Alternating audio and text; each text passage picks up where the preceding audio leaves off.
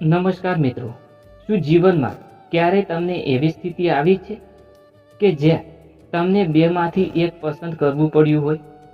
એક તરફ વધારે પૈસા, વધારે શક્તિ, વધારે લોકોનો સાથ, અને બીજી તરફ સત્ય, સંસ્કાર અને ઈશ્વરનો સાથ. શું તમે ક્યારેય વિચાર્યું છે કે જીત હંમેશા શક્તિથી જ મળે છે કે પછી સાચી જીત માટે સાચા માર્ગદર્શનની જરૂર પડે છે? આજે આપણે એક એવી કથા સાંભળવાના છીએ જે માત્ર મહાભારતની ઘટના નથી, પણ જીવનનો સત્ય પાઠ છે. આ કથા છે શ્રી કૃષ્ણ, અર્જુન અને દુર્યોધનની.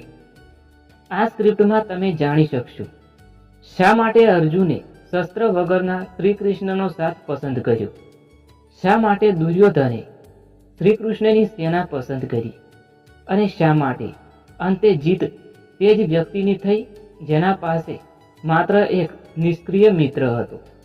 આ કથા તમને બતાવશે કે જીવનમાં મોટી ભૂલ શું હોય છે અને સાચી પસંદગી શું હોય છે.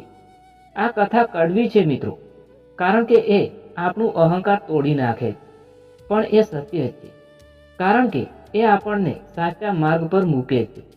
ચાલો મિત્રો, હૃદય ખોલીને સાંભળીએ આ અદ્ભુત અને પ્રેરણાદાયક કથા. મિત્રો, મુખ્ય કથા શરૂ થાય છે.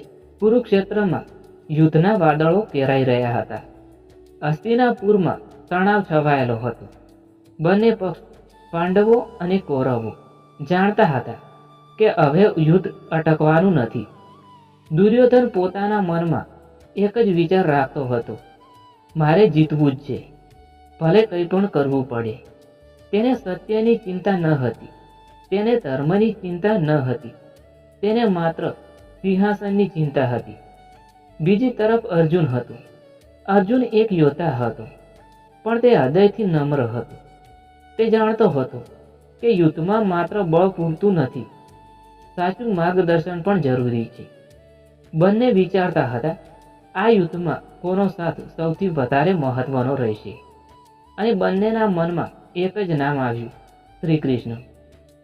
શ્રી કૃષ્ણ માત્ર યોદ્ધા ન હતા, તેઓ રાજકીય કૂટનીતિ જાણતા હતા, આધ્યાત્મિક જ્ઞાન ધરાવતા હતા, અને સૌથી મોટી વાત, તેઓ ધર્મના પક્ષે હતા. દુર્યોધન અને અર્જુન બંને દ્વારકા તરફ નીકળ્યા.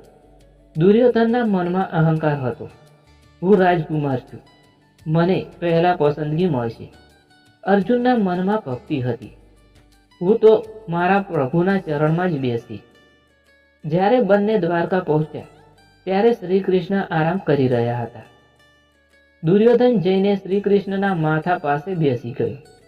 અર્જુન શાંતિથી શ્રી કૃષ્ણના ચરણ પાસે ઊભો રહ્યો. થોડા સમય પછી શ્રી કૃષ્ણએ આંખો ખોલી. તેમણે પ્રથમ અર્જુનને જોયો. કૃષ્ણએ સ્મિત કરીને બોલ્યા, અર્જુન તું આવ્યો છે, અને દુર્યોધન તું પણ? બંનેએ પોતાની વાત રજૂ કરી. પ્રભુ, અમને તમારા સાથની જરૂર છે.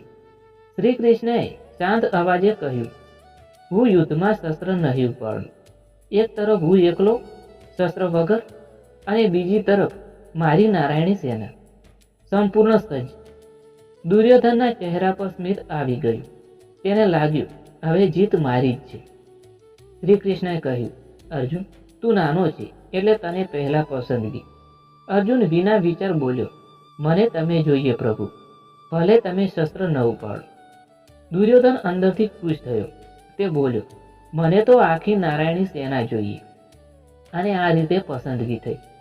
દુર્યોધન ખુશખુશાલ પરત ગયો. તે વિચારે છે, મને હજારો સૈનિક મળ્યા છે, અર્જુન તો મૂર્ખ છે. પણ અર્જુન શાંત હતો. તે જાણતો હતો, મારા રથ પર ભગવાન બેઠા છે, હવે મને બીજું શું જોઈએ. મિત્રો, અહીંથી જ જીવનનો સૌથી મોટો પાઠ શરૂ થાય છે. દુર્યોધનને લાગ્યું કે સંખ્યાબળ જીત અપાવે છે, પણ અર્જુને સમજ્યું કે સાચું માર્ગદર્શન જીત અપાવે છે. યુદ્ધના દિવસે જ્યારે અર્જુન પોતાના સ્વજનો સામે જોયું, ત્યારે તેનું મન ડગમગી ગયું. તેના હાથમાંથી ગાંડીવ ધનુષ છૂટી ગયું. તે બોલ્યો, પ્રભુ, હું આ યુદ્ધ નહીં કરું. જો ત્યાં શ્રી કૃષ્ણ ન હોત તો શું થાત? શાયદ અર્જુન યુદ્ધ છોડીને ચાલ્યો જાય, શાયદ અધર્મ જીતી જાય, પણ શ્રી કૃષ્ણ ત્યાં હતા. તેમણે અર્જુનને સમજાવ્યું, તું શરીર નથી, તું આત્મા છે, તારો કર્તવ્ય કર. અને ત્યાં જન્મ્યું ભગવદ્ ગીતાનું જ્ઞાન. મિત્રો, વિચાર કરો, દુર્યોધન પાસે લાખો સૈનિક હતા, પણ તેની પાસે કોઈ ન હતું જે તેને સત્ય સમજાવે. તેના આસપાસ માત્ર હા બોલનારા લોકો જ હતા. કોઈ ન હતું જે કહે તું ખોટો છે. જીવનમાં સૌથી મોટો ખતરો શું છે? જ્યારે આપણો અહંકાર એટલું મોટું થઈ જાય કે આપણે સાચી વાત સાંભળવા તૈયાર ન હોઈએ. દુર્યોધન પાસે બળ હતું પણ બુદ્ધિ ન હતી. અર્જુન પાસે પ્રશ્નો હતા પણ માર્ગદર્શન પણ હતું. યુદ્ધ ચાલ્યું, એક પછી એક મહાન યોદ્ધાઓ પડતા ગયા. અંતે જીત કોની થઈ? જેની પાસે ભગવાનનો સાથ હતો તેની. મિત્રો, આ કથા આપણને શીખવે છે, જીવનમાં ઘણીવાર આપણને બે રસ્તા મળે છે. એક સરળ, દેખાવદાર અને શક્તિશાળી લાગે છે. બીજો શાંત, નમ્ર અને આધ્યાત્મિક લાગે છે.